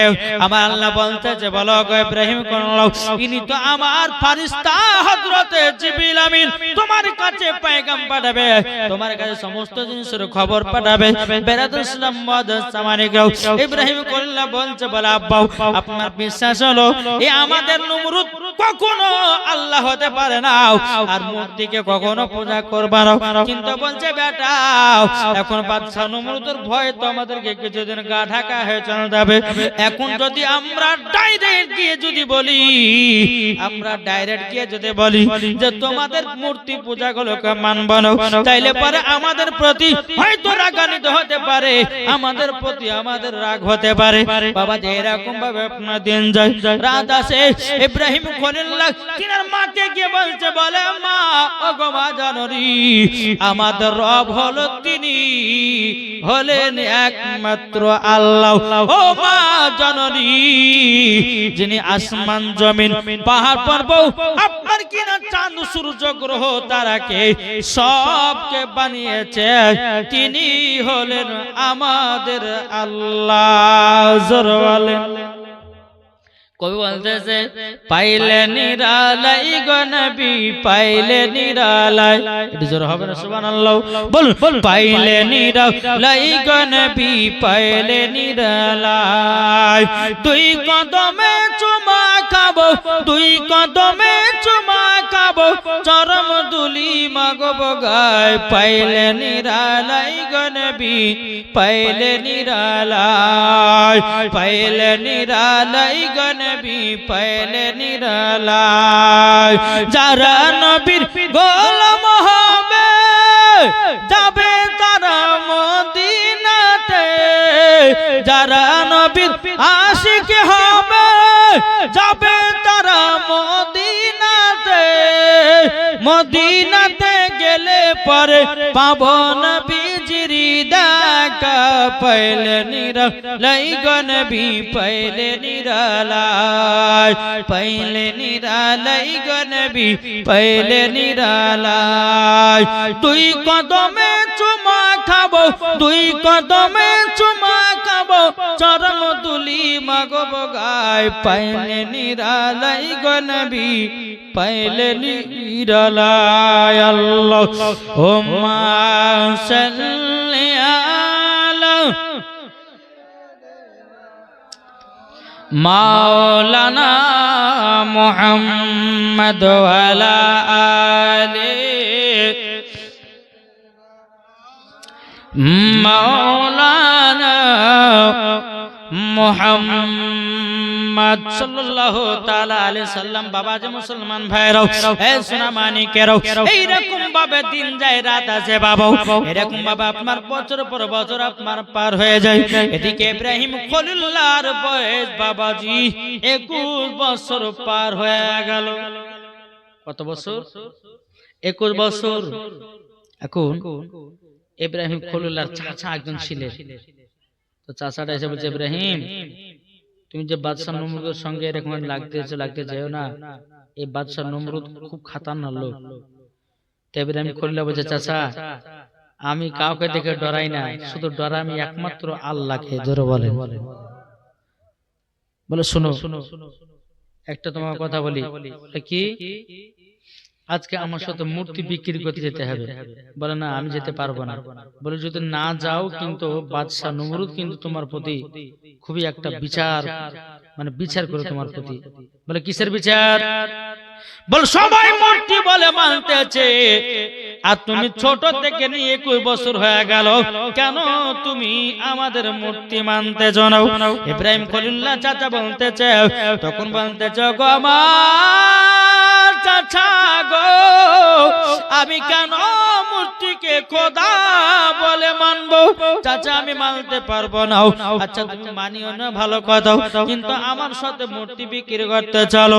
এখন ইব্রাহিম খলিলুল্লাহ চাচার কথা শুনে বাবা আবারও বেরিয়ে গেলে 21 বছরে বাবা একবার ছোটবেলাতে আব্বার সাথে মূর্তি বিক্রি করেছিল। আর এখন বাবাজি 21 বছরে ইব্রাহিম খলিলুল্লাহ আপনার কিনা চাচার সাথে মূর্তি বিক্রি করতে যাওয়ার পর এক জায়গাতে বসে বসে আপনার বিক্রি করতেছে। অনেক মানুষ বলছো গো আচ্ছা বলো না মূর্তির দাম কত টাকা নিবাও? বলে এত টাকা দাম নিব। বলে তাই নাকি? বললে হ্যাঁ। বলে এত টাকা দাম নিব ভালো, কিন্তু মূর্তি ঘরেই রাখা হবে, তোমাদের কোনো লাভ হবে না, তোমাদের বেকার কিনাই হবে। আমি তোমাদেরকে সেটাই বলে দিলাম। তখনই বলতেছে, বলে কেন আমাদের বেকার কিনা হবে? আমরা তো মূর্তিকে পূজা করি, আমরা তো খোদা বলে মানি, আমরা তো স্রষ্টা বলে মানি। ইব্রাহিম খলিলুল্লাহ বলতেছে, এ ভাই শুনো, তুমি যে মূর্তিটা কিনতেছ, আচ্ছা বলো না আচ্ছা বলো তোমাদের এই মূর্তি কথা বলতে পারে? বুঝছেন না? বলে খেতে পারে? বলে না। চলতে পারে? বলে না। বলে এটা বানিয়েছে কে? বলে মানুষে। আর তোমাকে বানিয়েছে কে? তখন আর জবাব নেই। ইব্রাহিম খলিলুল্লাহ বলছে, চুপচাপ থাকলে কেন? বলো এই মূর্তি কে বানিয়েছে? বলে মানুষে। তোমাকে? বলে সেটা তো বলতে না। এই পাগল কোথায়? যে মূর্তিকে মানুষ বানাচ্ছে আর তোমাকে কে বানিয়েছে তুমি জানো? ইব্রাহিম খলিলুল্লাহ বলতে কে? বলে তোমাকে আমাকে সারা পৃথিবীর মানুষকে বানিয়েছেন আমার আল্লাহ। জোর বলে। কিন্তু বাবা যে মানুষটা মূর্তি আর নিল না, তখন বলে যে বলো পড়তে লাগো লা ইলাহা ইল্লাল্লাহ ইব্রাহিম খলিলুল্লাহ। জোরে বলেন সুবহানাল্লাহ। এখন ইব্রাহিম খলিলুল্লাহ যখন একটা দুটো মূর্তি যখন মানুষরা কিনতে আসলো বাবা, এরকম ভাবে একটা একটা করে বলতে লাগলো। তার কলমা পড়িয়ে লা ইলাহা ইল্লাল্লাহ ইব্রাহিম খলিলুল্লাহ পড়িয়ে আপনার কিনা মুসলমান বানিয়ে নিলেন। বিরাদর ইসলাম মাদাস সামনে কেউ তিনার চাচা বলতে যোগ, ইব্রাহিম তুমি কি কাজ করতেছো? মূর্তির নাম করে তুমি সকলকে তোমার মুসলমান বানিয়ে নিতেছো। এখন বাবাজি আজ আপনার তিনা চাচা বলছো, ইব্রাহিম আর তোমাকে জীবনে কোনোদিন মূর্তি বিক্রি করতে নিয়ে আসবো না। আমি ভাবছি তুমি ভালো মূর্তি বিক্রি করতে পারবা, কিন্তু মূর্তি বিক্রি করছো না, তাকে বুঝিয়া তুমি কলমা পড়ে মুসলমান বানিয়ে নিতেছো। আর তোমাকে আমি আমাদের কাছে নিয়ে আসবো। ইব্রাহিম খলিলুল্লাহকে আপনার জায়গা থেকে চলে যেতে বললেন বাবা। এরকম ভাবে আপনার রাত যায় দিন যায়। বিরাদর ইসলাম মাদাস সামনে কেউ ওই জায়গাতে বাবাজি প্রত্যেক বছরে মিশরে একটা মেলা হয়। কি হয়? মেলা। যেরকম আজ আমাদের যে জালসা হয়েছে না, এই জালসা মেলা হয়েছে না, হয়নি? এই মেলাগুলো বাবাজি করা আছে কাদের বলুন তো? কারা করে? কারা করে? মুসলমান ছেলেরা করে। কারা করে? হুজুর বছরে একটা দিন মেলা টালা বসে কি হয়েছে? কিন্তু বাজি এই মেলাটা উঠেছে ওই বাদশাদের নমরুদের কাছ থেকে, জি ইহুদিদের থেকে। জি আজ আমাদের মুসলমানদের ঘরে সে মেলা উঠছে, শুধু এখানে বলে প্রত্যেক জায়গায়। আমরা তো জালসা যাচ্ছি রে বাপ, হ্যাঁ কলকাতা বলেন, হাওড়া বলেন, তারপর আপনার মালদাহা বলেন, শিলিগুড়ি বলেন, আসাম বলেন, ত্রিপুরা বলেন, সব জায়গায় দেখছি যেখানে জালসা সেখানে মেলা। জি কিন্তু যেখানে খোদার ভয় সেখানে তারা মেলাতে যায় না, আয়সা জান্নাতি বাগানে বসে হাদিস কোরআন বাণী শুনে, জোরে বলেন সুবহানাল্লাহ। আর এটাই হচ্ছে বাবাজি জান্নাতি মানুষের পরিচয়, জোরে বলেন সুবহানাল্লাহ। জি তো বিশ্বের একটা বিশাল বড় একটা মেলা। এখন বাদশাহ নমরুদ বলছে যে চলো মেলাতে সবাইকে যেতে হবে, কেউ থাকবে না, সবাই যাচ্ছে কিন্তু ইব্রাহিম খলিল্লাহ যাবে না। বলছে আমি যাব না, আমার শরীর খারাপ, আমি যেতে পারবো না। কোন মতে ইব্রাহিম খলিল্লাহকে বাবা নিয়ে যেতে পারলো না, নিয়ে যেতে কোন সময় পারলো না। বাবাজি মুসলমান ভাইরাও, এ সোনা মানিকেরাও, ইব্রাহিম খলিলুল্লাহ কোন মতে মেলাতে গেল না। এখন সবাই বাবা কাজে কাজে ব্যস্ত, মেলাতে গেল, কেউ নাই বাবা তাদের মূর্তির কাছে, কেউ নাই। বাবাজি মুসলমান ভাইরাও, এ সোনা মানিকেরাও, বেরাদুল ইসলাম মুআজ্জাজ সামানিকেরাও, সবাই যখন নিজের নিজের মেলাতে ব্যস্ত, এদিকে ইব্রাহিম খলিলুল্লাহ তিনি বাবা একটা কুলহাড়ি নিয়ে বাবাজি আর হাতে কিছু প্রসাদ খাবার নিয়ে বাবাজি কাবার ভিতরে 360টা মূর্তি ভরা ছিল। বাবা কত? 360। ওই ওখানে গিয়া ইব্রাহিম খলিলুল্লাহ একটা কুলাড়ি নিয়েছে, হাতে কুলাড়ি নেওয়ার পরে ভিতরে প্রবেশ করেছে। খাচ্ছে না, খা। ইব্রাহিম খলিলুল্লাহ যখন একটা টাকা দিয়েছে, যেটা খাচ্ছে না আর মুন্ডুকে পার করলো, আর হাতকে ভেঙে দিল, পাকে ভেঙে থুয়ে দিল, আর টাকা দিয়ে চলে খাও। বাবা যে সমস্ত মূর্তির কাছে গেল, কেউ খায় না বাবা, আট খারা বাট খারা আট খারা 1 কেজি 2 কেজি সবার কাছে যাও, কেউ খেলো না। এখন বাবাজি বাদশা নমরুদেরা যাকে বড় দেবতা বলে মানে, তার কাছে কে বলতে চাইলে এই প্রসাদ খাও। বাবাজি খায় না, কথা বলে না। যখনই খায় না, বেরাদুল ইসলাম মুআজ্জাজ সামানিকরাম সমস্ত মূর্তিগুলোকে আপনার মাথা হাত ট্যাঙ্গুলোকে ভেঙে দিও। বাবাজি সবকে চুরমার করে দিয়েছে। সব থেকে যেটি বড় মূর্তি রে বাবা, ওই মূর্তির গলায় কুলাড়ি ঝুলাইয়া দিয়েছে।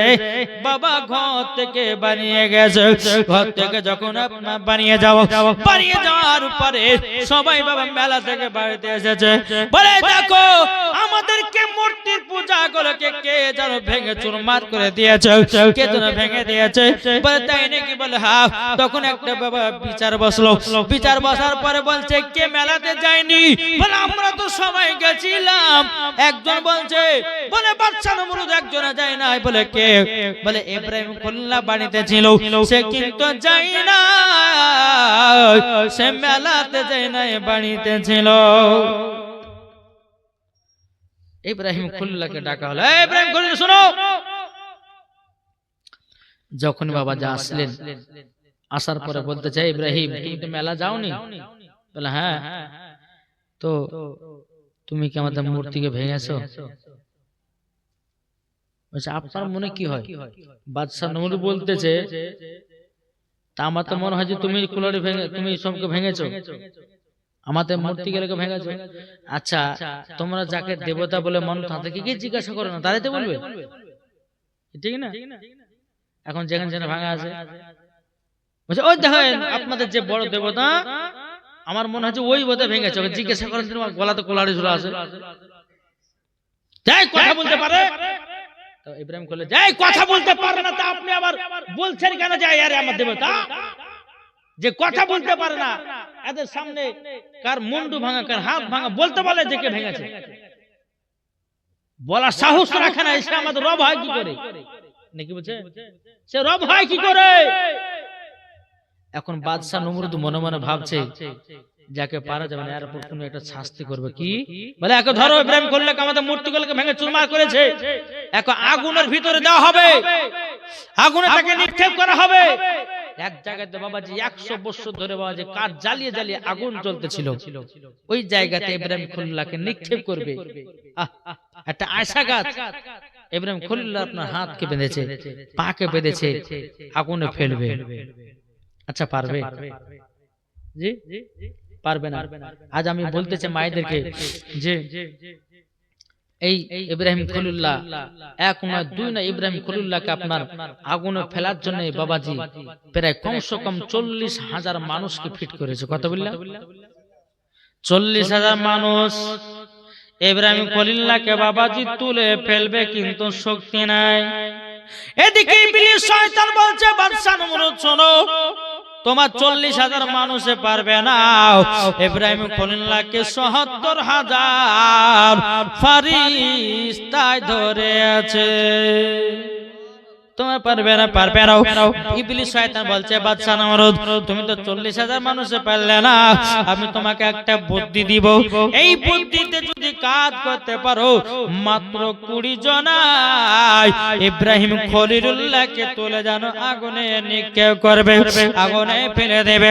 এ বাবা মুসলমান ভাইরাও, ওগো আমার সোনা মানিকেরাও, বাদশা নমরুদ বলছে, এই শয়তান বল কি তোর বুদ্ধি বল। তখন বলে, এক কাজ করো, কিছুটা মেয়েদেরকে আর কিছুটা বেড়া ছেলেকে ধরে নিয়ে এসো, ধরে নিয়ে আসার পরে তাদেরকে জিনা করাও। বাবাজি মুসলমান ভাইরাও, অনেক বাবাজি মানুষে ভিড় লেগে গেছে, কেন বলুন তো বাবা? ইব্রাহিম খলিলুল্লাহকে আগুনে নিক্ষেপ করবে, সমস্ত মানুষ বাবা দেখতে এসেছে। এখন শয়তান বলছে 20টা বেড়া ছেলে 20টা মেয়ে ছেলেকে ডেকে নিয়ে এসো। নিয়ে আসা হলো। শয়তান বলতেছে, গো বাদশা নমরুদ তুমি ইব্রাহিম খলিলুল্লাহকে যদি আগুনে নিক্ষেপ করতে চাও, ওই 20টা বেটা ছেলে আর 20টা মেয়েদেরকে একই সঙ্গে একত্রিত করে তাদেরকে জিনা করাও। জিনা যেমনই করাবে ছেলেগুলো নাপাক হয়ে যাবে, নাপাকের অবস্থায় ইব্রাহিম খলিলুল্লাহকে ধরবে, আর কোন শয়তান ভিড়বে না, আপনার কিনা কোন আর ফেরেশতা ভিড়বে না। বাবাজি মুসলমান ভাইরাও, আচ্ছা বলুন না, কোন ব্যক্তি যদি নাপাক থাকে তার কাছে ফেরেশতা আসে? আসবে? আসবে না। তো বাদশা নমরুদকে যখন এই কথা বলো, শয়তান 20টা বেটা ছেলে 20টা মেয়ে ছেলেকে ডেকে নিয়ে এসে একই জায়গাতে একত্রিত করে তাদেরকে জিনা করালো। জিনা করি বেটা ছেলেগুলো নাপাক হলো, নাপাকের অবস্থাতে ইব্রাহিম খলিলুল্লাহকে বাবাজি তুলবে। হ্যাঁ, আর যে মহিলাদের সঙ্গে বাবাজি জিনা করা হয়েছিল ওই মহিলাদের কপালে লাল লাল টিকলি পড়ে দিয়েছিল কপালে। কি বুঝলাম? কেন বলুন তো? অনেক অনেক মহিলা এবার লাল লাল টিকলি না পড়লে তাদেরকে চিনতে পারবে না, পারবে কি? তো বাদশা নমরুদ বলে যায়, যারা যারা জিনা করেছে তাদের কপালে লাল লাল করে বড় বড় টিকলি মেরে দাও, যেন চিনা যায় যে জিনাকারী জিনাকারী জিনাকারী। তাই মায়েদেরকে বলতেছে, মা কপালকে টিকলি দেন না, ওই নাইদের সঙ্গে জাহান্নামে যেতে হবে। বোঝা গেছে কিছু? কেউ কপালে টিপ ব্যবহার করবে না। ওই মহিলাদের কপালে বাবাজি কি করলেন? টিপ মেরে ছেড়ে দিল। এখন বাবাজি ইব্রাহিম খলিলুল্লাহকে আগুনে নিক্ষেপ করবে, কিন্তু বেরাদ মুসলিম মাদান সামানিকরা আল্লাহ পাক আল্লাহ তাআলা বলতেছে, আজ ইব্রাহিম জলদি করে যাও, আমার বন্ধু খলিলুল্লাহকে একটু সাহায্য করতে হবে। পরে তাই নাকি বললাও, বনে যাও। বাবাজি আল্লাহর ফেরেশতা জিবরিল আমিন টুক টুক টুক করে আসলেন। আসার পরে বাবা আমার ইব্রাহিম খলিলুল্লাহকে বলছে, বলো গো আল্লাহর বন্ধু ইব্রাহিম খলিলুল্লাহ, কিছু কি সাহায্য লাগবে নাকি? বলে, আমি সাহায্য নেব না, সাহায্য নিব আমার আল্লাহর কাছে। জিবরিল আমিন তোমার কাছে নয়, আমি আল্লাহর কাছে সাহায্য নেব। বাবাজি মুসলমান ভাইরা, এই সোনা মানিকেরা, এই জায়গাতে একটা বাবা ছোট্ট ঘটনা আছে। কি জানেন বাবা? ইব্রাহিম খলিলুল্লাহকে বাবাজি যখন আগুনে নিক্ষেপ করে দিয়েছি, একটা ব্যাঙ বাবা পুকুরের কাছে গেছে। ব্যাঙ ব্যাঙ পুকুরের কাছে গিয়ে হয়েছে, বলে পুকুরে একটু পানি ঢাল দিবে। বলে কেন? বলে আমার বন্ধুকে আগুনে নিক্ষেপ করেছে, একটু পানি নিয়ে যা নিভাবো। তাহলে তো দেখেন ব্যাঙের ভিতরে ইব্রাহিম খলিল কত মহব্বত, তার জন্য তো বলা হয়েছে কি। আচ্ছা বলুন, এই ব্যাঙ যদি কোনো পানিতে থাকে, আচ্ছা পানি কি নাপাক হয়? কি গো? নাপাক হয়? জি নাপাক হয় না কেন? আমার আল্লাহ বলতেছে ব্যাঙ আজ যখন ইব্রাহিমের মহব্বতে পুকুরের কাছে এক গাল পানি নেওয়ার জন্য গেছিলি, আমি আল্লাহ তোদের পেশাবকে আমি পাক করে দিলাম। যেমন আমার নবী করিম সাল্লাল্লাহু আলাইহি সাল্লাম যখন গারে হিরাতে আপনার কিনা গারে হিরাতে যখন গেছিলেন, বেলাল রাসূলুল্লাহ আবু বকর সিদ্দিককে নিয়ে কাফেরের দল নবীকে খোঁজ করতে লাগলেন, তো পায়রা মাকড়সা জাল বিছিয়ে দিয়েছিল, আর পায়রাতে কি করেছিল? ডিম পেড়ে দিয়েছিল। জি তোমার আল্লাহ বলতে যে পাখির ভিতরে পায়রার ভিতরে এতটাই মহব্বত, তার জন্য তো বলা হয় পায়রা পায়খানা পাক। কি বুঝলেন না? যেমন আপনার ওই দেখবেন মসজিদে গিয়ে অনেক পায়রাতে পায়খানা করে না? জি মদিনাতে যাবেন, কাবাতে যাবেন, প্রত্যেকটা পাখিদের পায়রা ওখানে নামাজ পড়ে সব করছে। তাহলে বাবা যে মুসলমান সোনামানিক আপনারা বুঝুন, তাহলে বাবা যে একটা কবিতর হয়ে যদি নবী মুস্তাফার মহব্বত দিলে থাকতে পারে, একটা মাকড়সা হয়ে যদি নবীর মহব্বত থাকতে পারে, তাহলে বলুন আজ আমরা নবী মুস্তাফাকে মহব্বত করলে জান্নাতে হবে কি হবে না? বলে ইনশাআল্লাহ নবীর মহব্বতে আমরা জান্নাতে যেতে চাই কি চাই না? জোরে বলেন সুবহানাল্লাহ। জি আচ্ছা শেষ করব নাকি? শেষ করে দেব? আর 10 মিনিট হোকতে হয়েছে নাকি? আমার মা বোনেরা আজ কিন্তু বসাটা কেমন কেমন লাগছে বুঝলে, ওখানটা ফাঁকা ওখানটা ফাঁকা।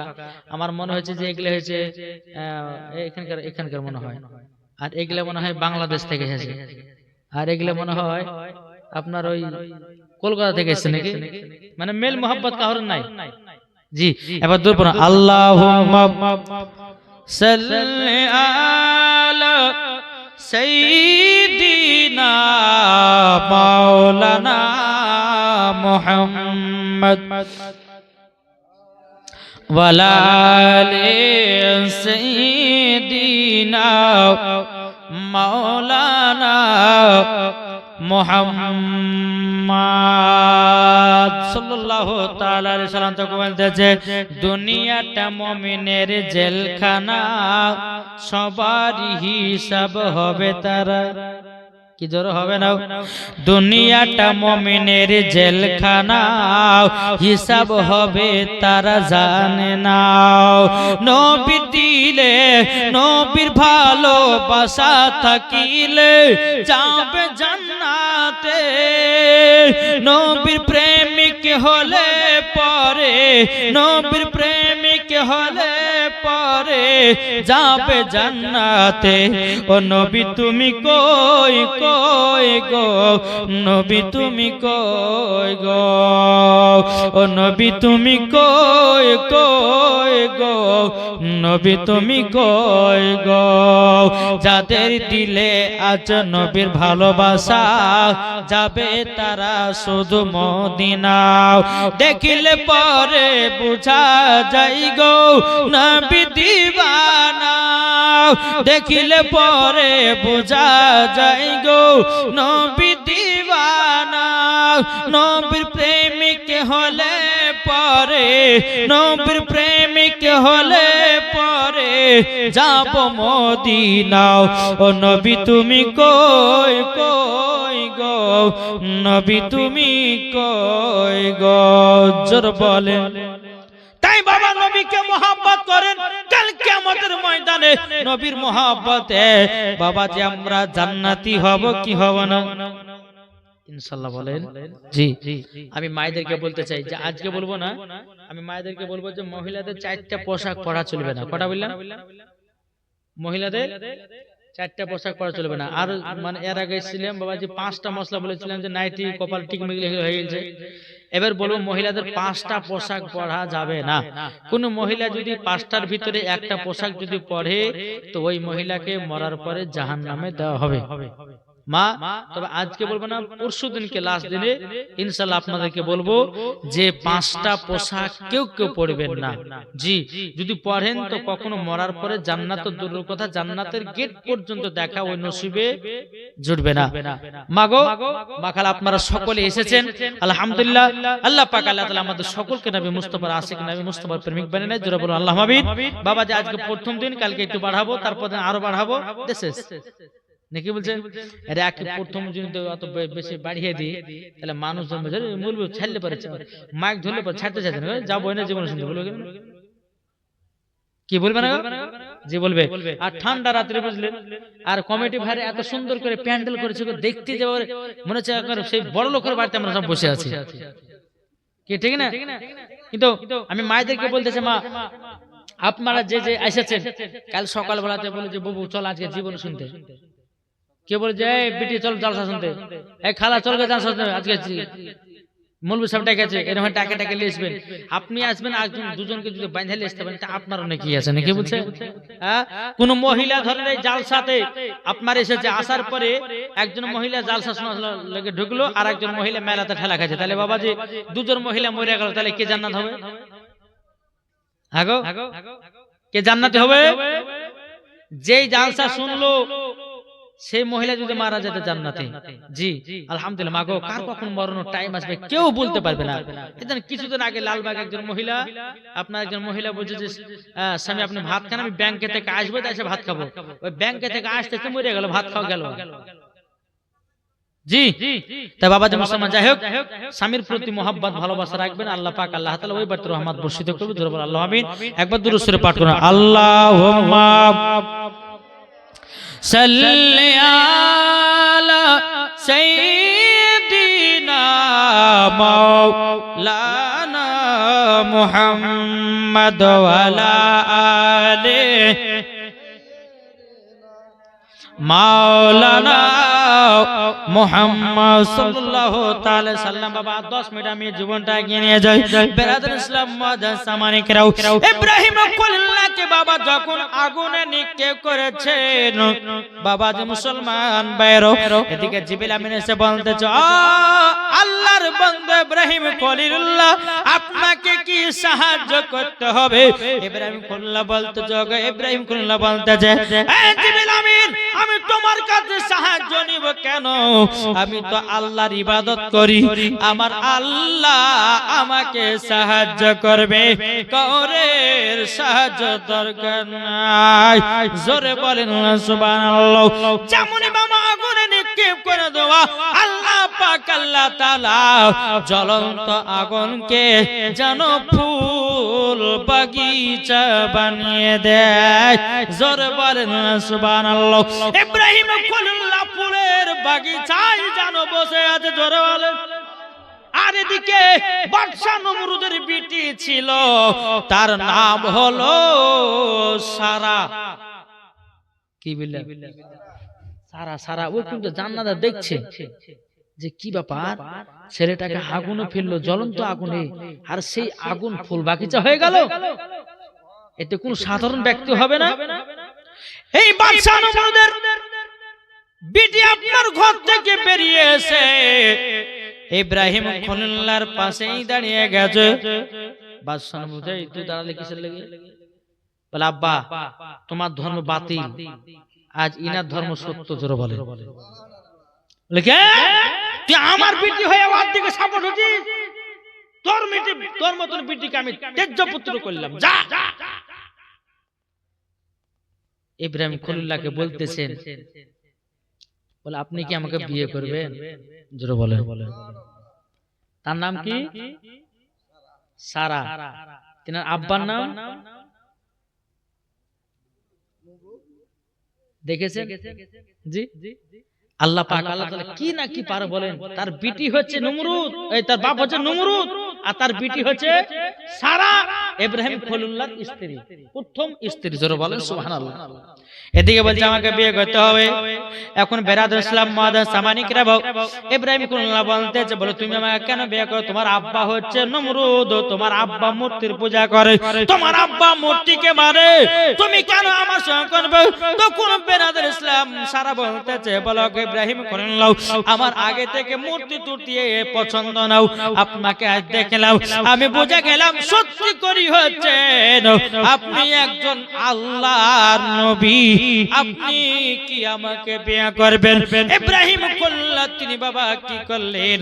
বাবা মুসলমান ভাইরাও শোনা মানে কেরাও, ইব্রাহিম খলিলুল্লাহ তিনি সঙ্গে সঙ্গে মা সারাকে বিয়ে করেছেন।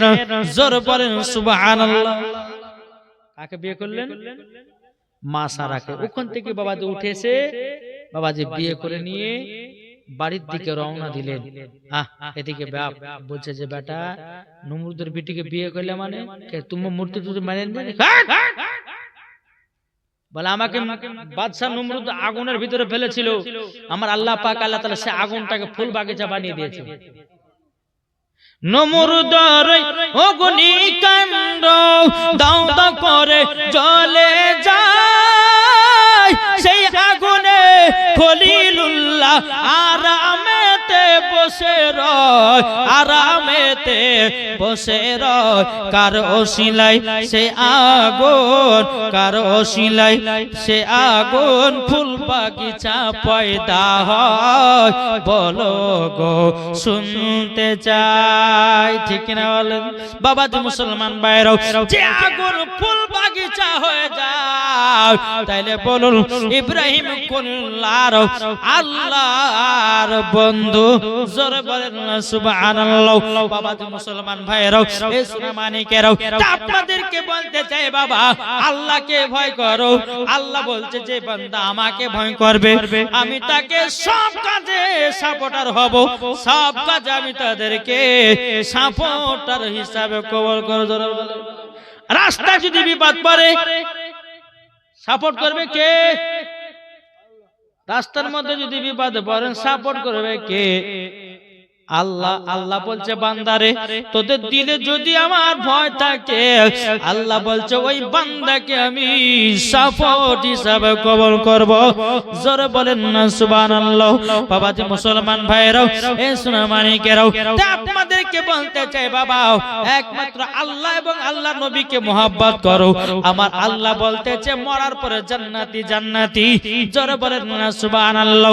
বাবাজি মুসলমান ভাইরাও এই সোনা মানিকেরাও, আপনাদেরকে বলতে চাই রে বাবা দুনিয়ার সমস্ত জিনিস ছাড়ো, আল্লাহকে ভয় করো, কবরেও শান্তি আখিরাতেও শান্তি। কি ঠিক না? জি। ইব্রাহিম খলিলুল্লাহ যখন মা সারাকে বিয়ে করে বাড়িতে গেলেন, বলছে বেটা তাহলে তুমি কি? না না মা, আমি একমাত্র আল্লাহরই বান্দা।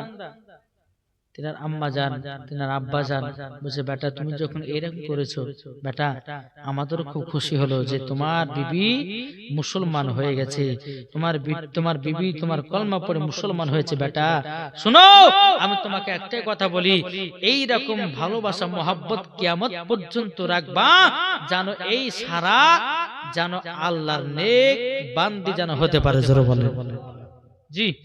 বহুত বড় লম্বা জীবনী, যেহেতু 3 দিনের জীবনী করেছেন আলহামদুলিল্লাহ, আরো শুনতে পাবেন আলহামদুলিল্লাহ। এই প্রথম বিয়ে হলেন 1 নয় 2 নয় 3 নয়, কমসে কম বাবাজি আপনার 7 থেকে 8 বছর, 8 থেকে 9, এই যে মা সারার প্রায় 40 বছর যখন বিয়ে হয়ে গেল। কত বললাম?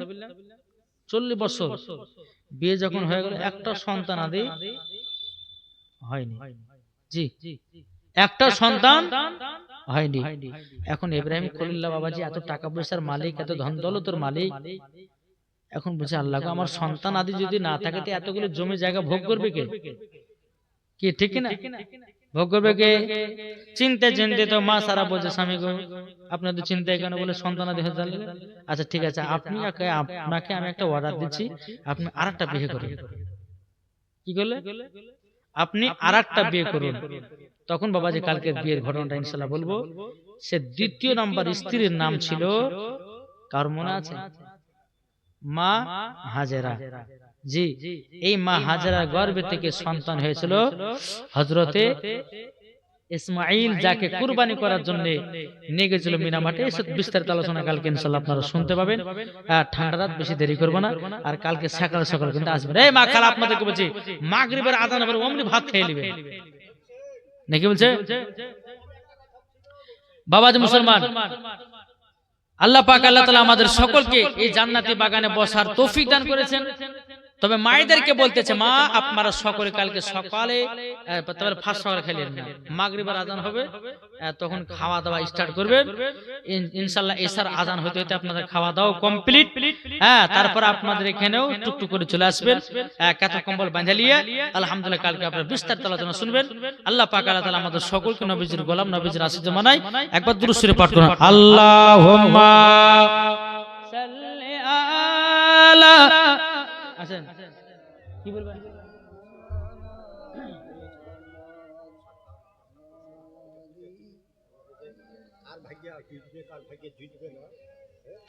মাওলানা মুহাম্মদ সাল্লাল্লাহু তাআলা আলাইহি সাল্লাম।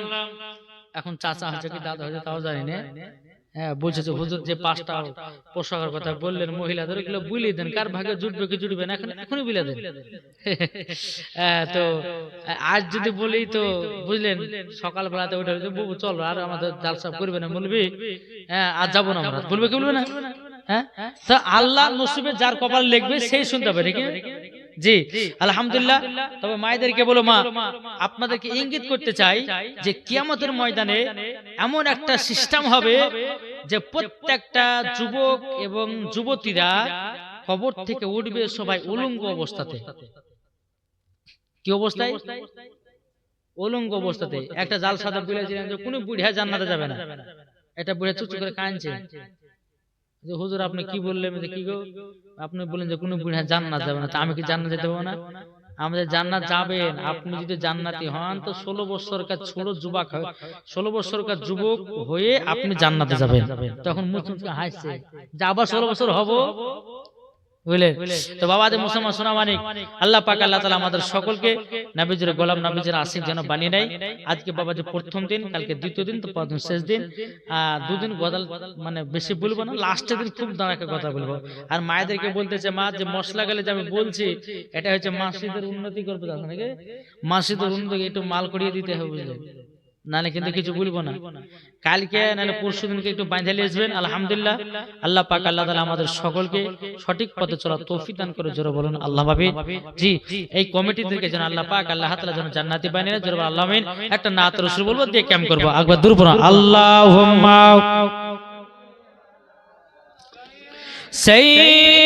সাইয়্যিদিনা মাওলানা মুহাম্মদ ওয়ালা সাইয়্যিদিনা মাওলানা মুহাম্মদ সাল্লাল্লাহু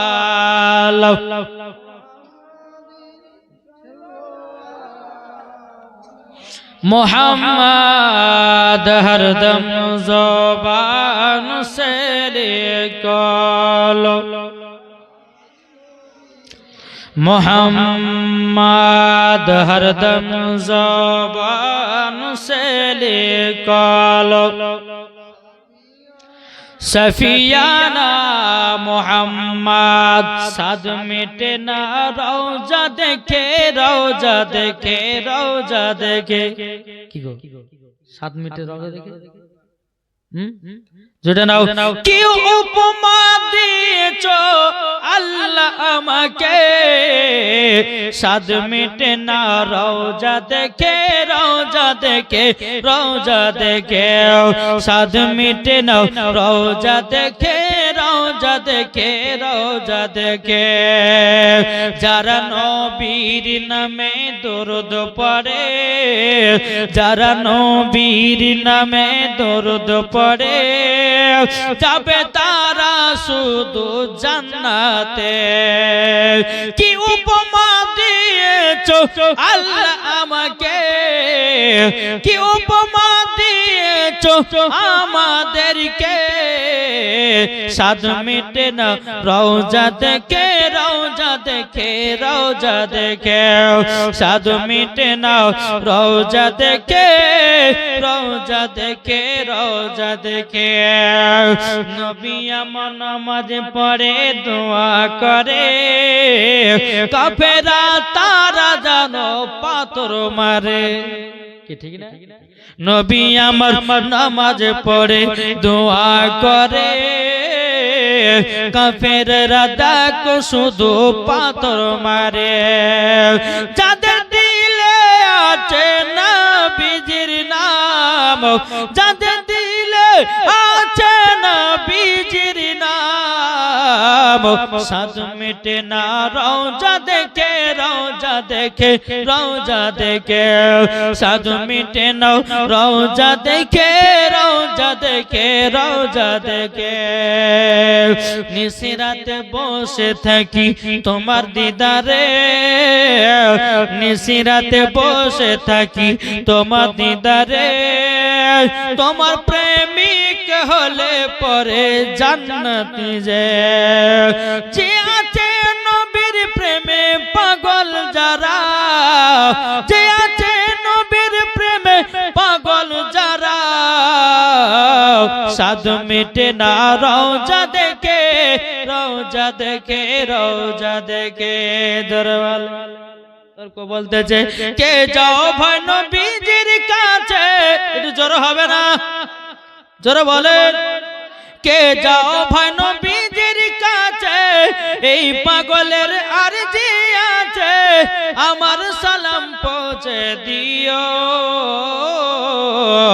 এ গরিবের কি বা করার আছে মাওলা গো এ গরিবের কি বা করার আছে কে যাও ভাই নবীজির কাছে এই পাগলের আরজি আছে আমার সালাম পৌঁছে দিও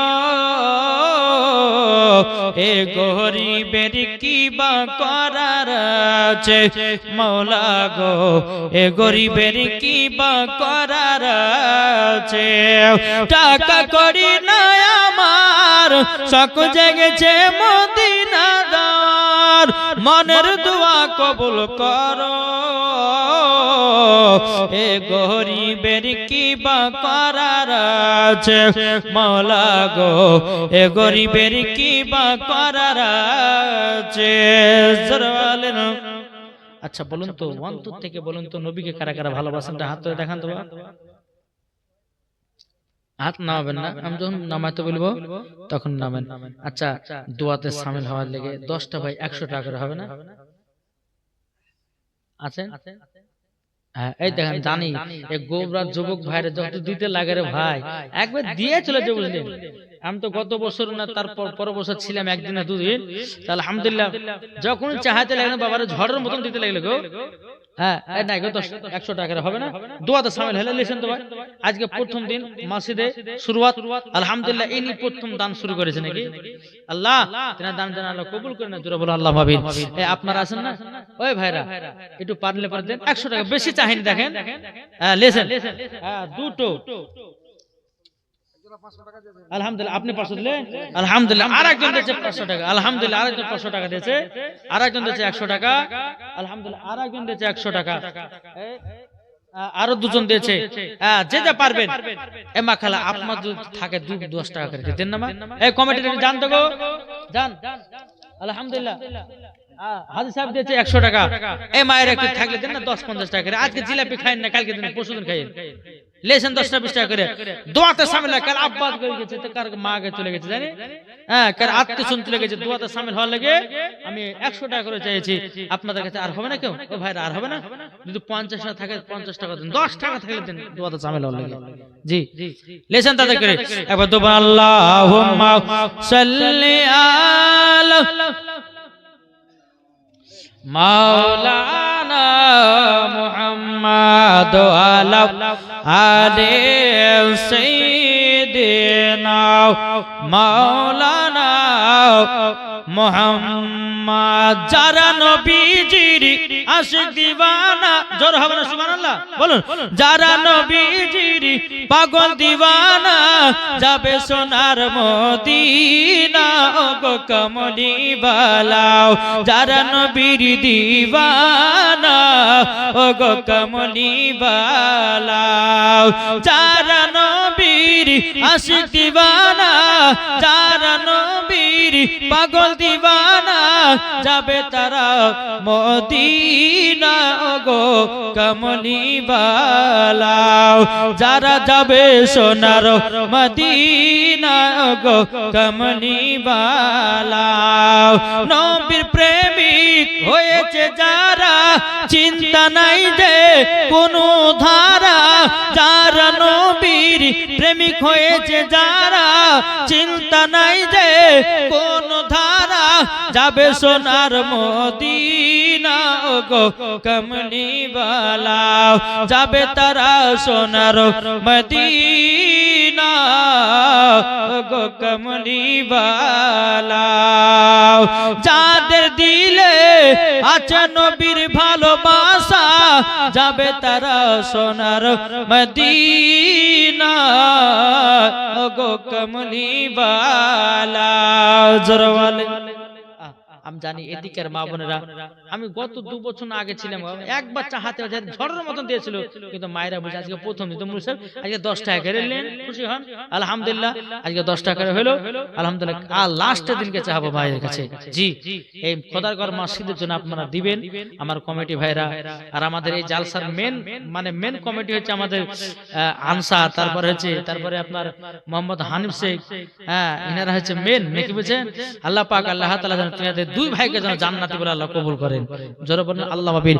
এই যে একটা জান্নাতি বাগান সাজিয়েছেন বাবাজি, কোন মুসলমান যদি একজন নামাজ পড়ে তো কমিটিরাও জান্নাতি, এই জালসাও কামিয়াব হয়ে গেল। জোরে বলেন জি। তো বাবাজি মুসলমান যাই হোক, আল্লাহ পাক আল্লাহ তাআলা আমাদের সকলকে নবী মুস্তাফার আশিক, নবী মুস্তাফার প্রেমিক যেন বানিয়ে নেয়।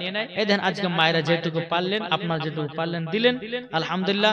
আল্লাহ পাক আল্লাহ তাআলা সকলের দান যেন আল্লাহ কবুল করে নেয়। এই দেখেন অনেক দিয়েছে মায়েরা, হ্যাঁ সুবহানাল্লাহ, অনেক দিয়েছে প্রথম দিন আলহামদুলিল্লাহ। আল্লাহ পাক আল্লাহ তাআলা সকলের দান যেন আল্লাহ কবুল করে নেয়। জোরে বলেন আল্লাহ বিল। আসুন আপনারা সকলে কালকে কিন্তু জীবনটা মনে রাখবেন। কোথা থেকে বলেন তো, কোথা থেকে? মা সারা বিবাহ করার অর্ডার দিলেন আবার আরেকজন স্ত্রীকে, তার নাম হচ্ছে মা হাজেরা। আলহামদুলিল্লাহ এইখান থেকে আবার কালকে শুরু হবে। আল্লাহ পাক আল্লাহ তাআলা আমাদের সকলের দান যেন আল্লাহ কবুল করে নেয়। একবার চলুন নবীজির রওজাতে সালাতু ওয়াস সালাম জানাই। ইয়া নবী সালাম আলাইকা ইয়া রাসূল ইয়া হাবিব সালাম আলাইকা সালাওয়াত ওগো দরদি